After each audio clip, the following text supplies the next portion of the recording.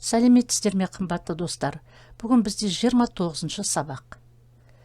Сабақтың тақырыбы осы шақ, настоящее время. Хочу сразу обратить внимание на глаголы состояния жатыр, отыр, тұр, жүр. На предыдущих уроках рассматривались примеры, где они были полными хозяевами своего положения. Они выражали то, чем они являлись, а в данной конструкции они почти полностью теряют свои лексические значения и превращаются лишь в показатели настоящего времени.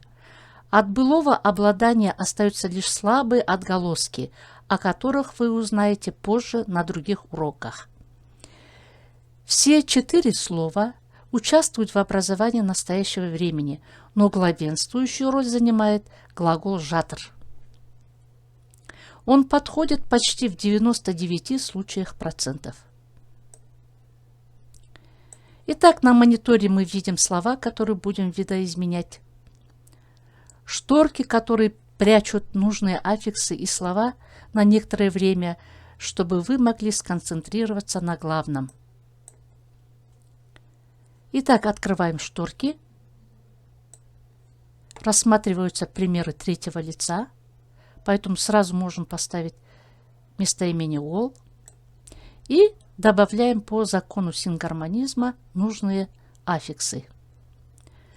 Слово жаз твердое, поэтому сюда подходит суффикс ып. Кот слово мягкое, поэтому сюда подходит эп.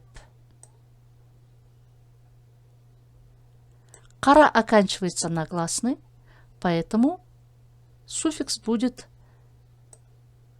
состоять только из одной буквы П, и это является суффиксом.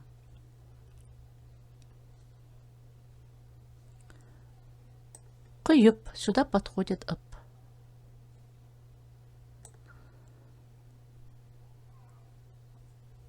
Открываем шторку, подставляем глагол жатыр. И переводим.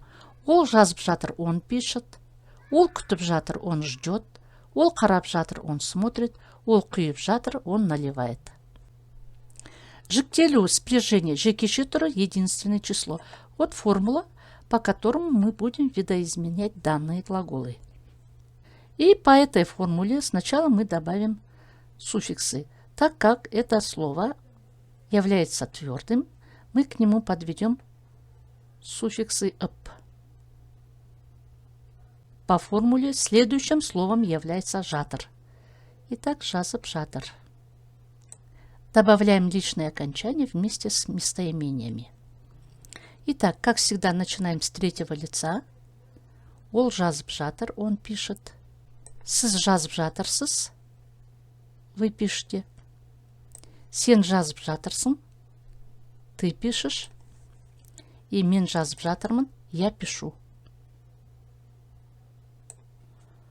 Следующий глагол көр, көру. Слово мягкое, поэтому добавляем мягкий суффикс эп. Чтобы не терять время, добавляем сразу все нужные суффиксы, в данном случае эп, получается көріп. Следующее слово это жатыр. И добавляем местоимение с окончаниями. Начинаем с ол, потому что не добавляется тут личное окончание. Ол көріп жатыр. Подставили ол, и все, получилось предложение. Ол көріп жатыр, он видит. Сіз көріп жатырсыз.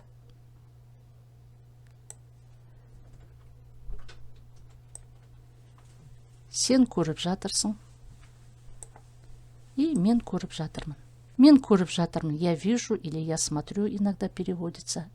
Сен көріп жатырсың, ты смотришь, ты видишь. Сіз көріп жатырсыз, вы смотрите, вы видите. И ол көріп жатыр, он смотрит, он видит. Итак, на мониторе мы видим спряжение во множественном числе. Здесь дается формула, и сейчас мы будем добавлять нужные аффиксы, нужные слова к данным глаголам. Сначала добавим суффиксы к глаголам. Твердый вариант – твердые суффиксы. Мягкий вариант – мягкие суффиксы. Добавляем вспомогательный глагол жатыр. Сюда тоже. Теперь подносим личные окончания вместе с личными местоимениями.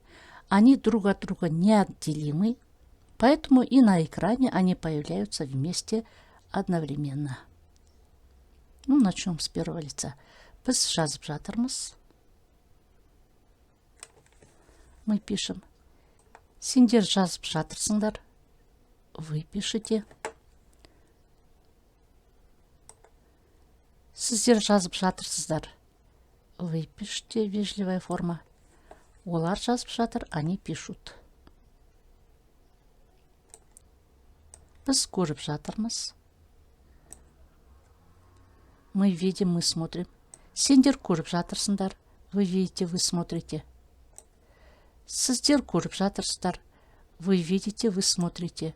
И олар көріп жатыр, они видят, они смотрят. Здесь даны примеры, мысалдар. Не оқып жатырсың? Қызық мақала оқып жатырмын. Не туралы? Тарих туралы. Что ты читаешь? Интересную статью читаю. О чем? Об истории. Балалар не істеп жатыр? Сурет салып жатыр. Сен не істеп жатырсың? Мен көмектесіп жатырмын. Что делают дети? Рисуют. Ты что делаешь? Я помогаю.